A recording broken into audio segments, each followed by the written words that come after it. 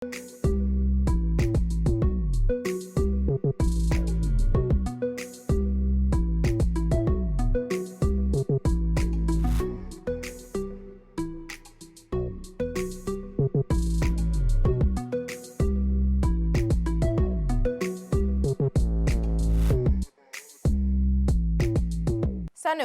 ahasa hello, and welcome to Info Hub on the eve of Emancipation 2019. Seventh radio station to be commissioned and draft local content policy to be ready soon. It's Wednesday, July 31. These and other stories in today's news. Radio Essequibo is slated to be commissioned. This will join the 6 already established radio stations that are up and running, keeping the nation educated and informed, a vision of His Excellency President David Granger. Prime Minister the Honorable Moses Nagamutu highlighted that the successful operation of these radio stations was made possible in just 1 year after the coalition government assumed office.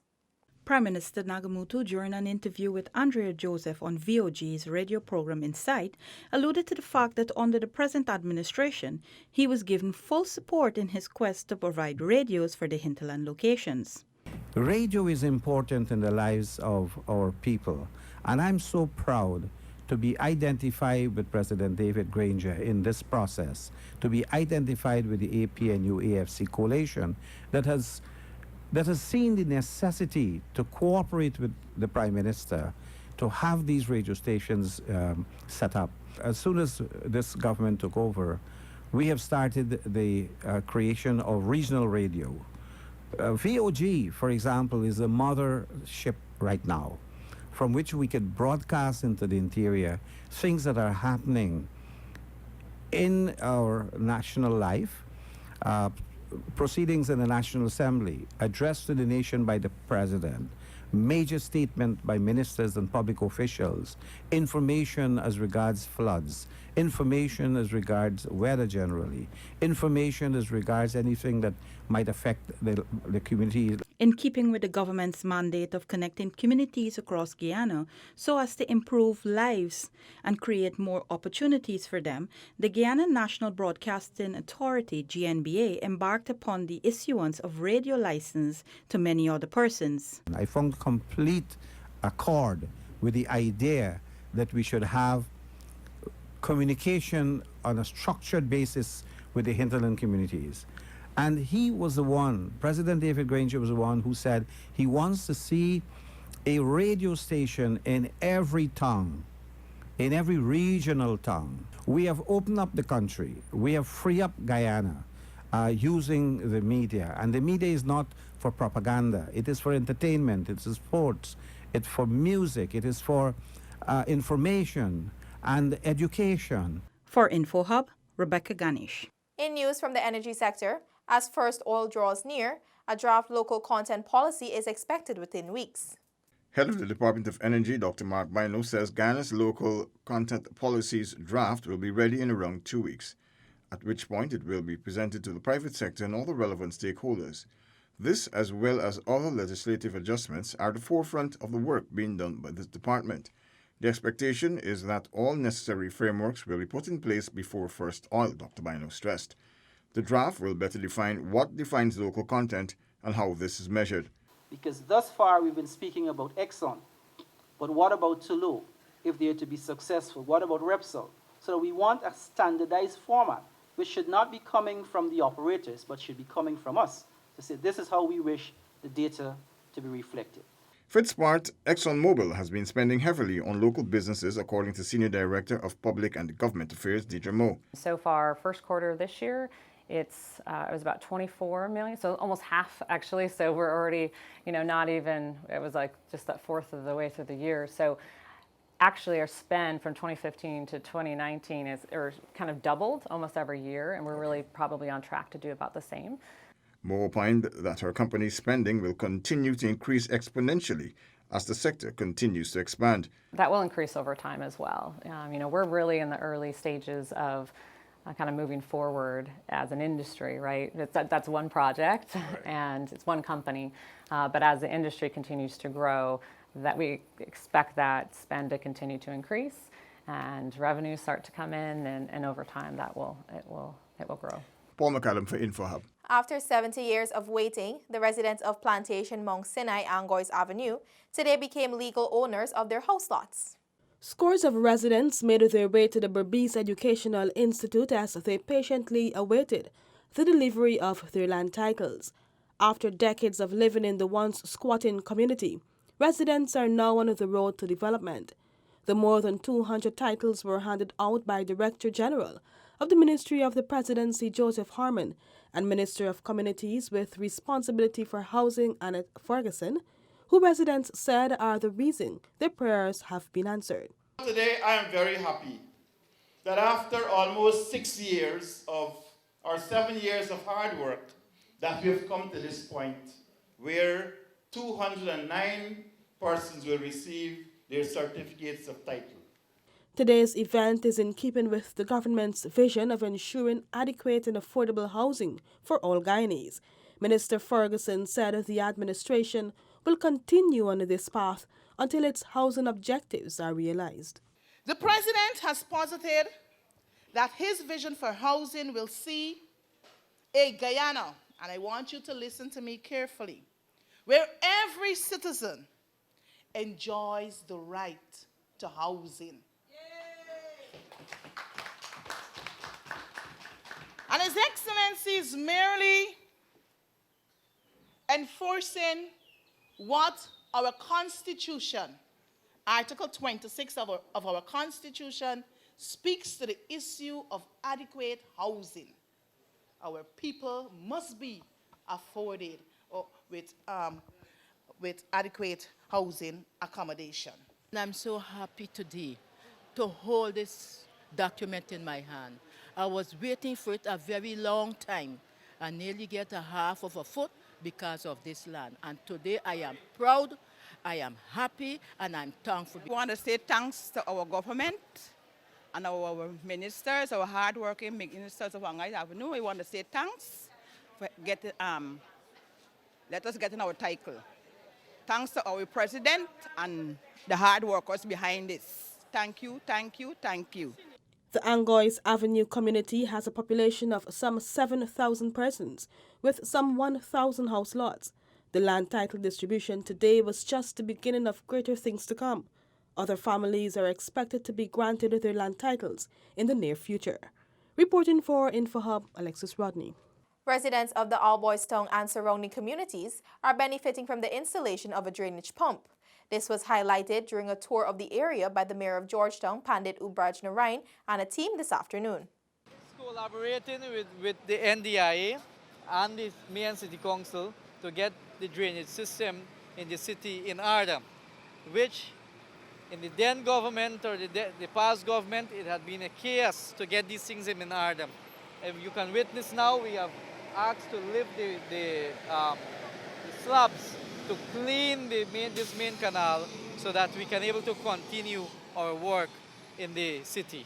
Going forward, plans are set in place to ensure the pump is monitored and maintained on a daily basis. Mayor Narain is encouraging other stakeholders to come on board and help with the installation of a grill to prevent solid waste from passing through and possibly damage the pump. Echoing the mayor, pump operator Clifford Judah said that the grill will help in the council's efforts, noting that the current pump is much stronger and gets the work done effectively. That one was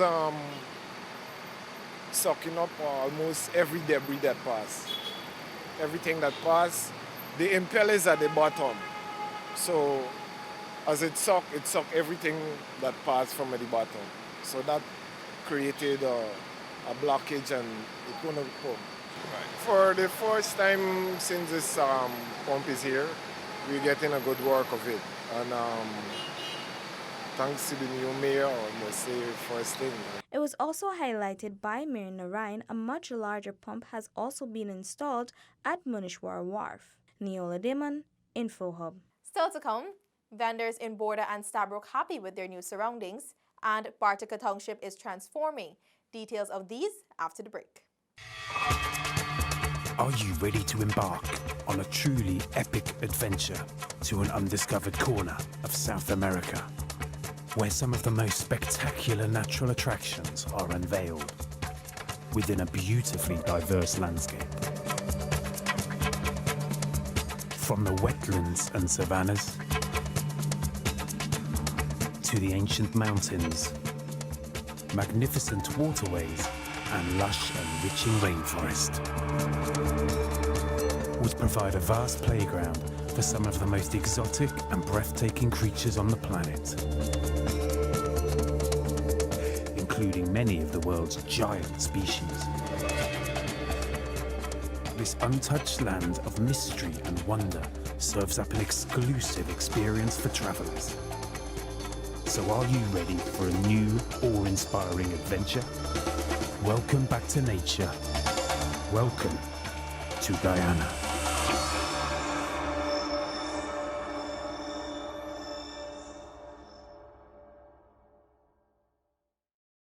Welcome back. Stabroek and border vendors are satisfied with the new condition of the markets where they conduct their business. Just a few years ago, a simple walk through sections of the Border and Stabroek markets would have revealed many drains clogged with rotten fruit and vegetables, styrofoam and cardboard boxes, and other discarded items.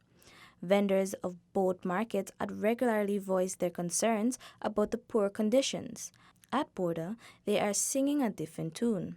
The drainage system, they improve a lot because a piece of time sometimes the water used to take 2 days to run off, but now you don't really get no floods now. It's the steady cleaning of the drains. I would say the progress, it is there, but a lot of guys don't have patience. They are accustomed to one way of life. And when a new way proposed, it's kind of like hard for them, but they need to consider the benefit of the country and not the ratio of money. Since entering the office, the government has undertaken much needed works to improve the conditions of the markets. A recent joint venture between the mayor and city council and some of the Stabroek vendors resulted in the cleaning of the market bazaar. It's 100% better now. Because first you used to see garbage all over now. Since this government take over, the place clean up a lot. We don't get no more flooding at the market. First we used to get flooding at the market. When soon the rain fall, we can't walk. The place flood up and so on. So since this government take over, we get a better market right now. Some vendors also spoke of the improved relationship between the city council and sellers. We know mayor, he show more improvement and that we don't get no fight with the constable and them thing. We too are vendor, we just try for help the cleaners them when them come wrong. Same ways we walk to, now the cleaners them alone. With Mayor Ubraj Narayan at the helm, the City Council is forging ahead with the agenda to restore Georgetown to its former glory of being the Garden City. Neola Dimon, InfoHub. Entrusted with the mission to lead Guyana's first green town, Mayor of Bartica, His Worship Gifford Marshall, said efforts to achieve this goal have progressed quite significantly over the years. It's all about having a different mindset towards our environment, our approach to the environment. There is still need for more sensitization and capacity building for the councillors, and sensitization where the community is being considered the gateway to the interior, where most of the residents depend heavily on the gold industry. Pose a serious challenge for us in terms of how do we balance going green and mining at the same time. But we set out, and I'm happy to say today we would have achieved most of our objectives. According to Mayor Marshall, the Bartica administration renewed its efforts in the region's light-emitted diode or LED street lighting program. Approximately 96% of the township is covered where street lighting is concerned, so we just have another 4% to be covered. The ongoing beautification works continue to improve the township's image and ties in with the administration's solid waste management efforts, he noted. Solid waste management was a very, very, very tall order for us, getting the town clean. While we're satisfied with where we are, there's some concerns in some areas and we need to do much more. The town is much cleaner now than it was a few years ago, but still we have a very far way to go. Over the past 4 years, the coalition government has invested more than $1.6 billion more in the town, more than the previous government did in its 23 years. The money financed the building and upgrades of several roads, a health center, schools, a $90 million power plant, waterfront upgrades, and the radio station. A solar farm is scheduled to be constructed as part of the various sustainable initiatives to be implemented as Bartica works to become the country's first green town. Paul McAdam for InfoHub. Before we wrap up, let's tell you that His Excellency President David Granger and Prime Minister the Honorable Moses Nagamutu are slated to attend the 2019 Emancipation Festival in Berbice on August 1. The event, which is being held in observance of the 181st anniversary of emancipation, is being held at the Union Cultural and Sports Complex Berbice from 10 hours to 20 hours. Follow us on our social media platforms for coverage of this event. That's all for today. Connect with us on WhatsApp, Facebook, and YouTube. Much more news is on our website, dpi.gov.gy, and pop over to Instagram for the latest photo updates at DPI Guyana. Your bridge and weather reports are up next. Goodbye for now.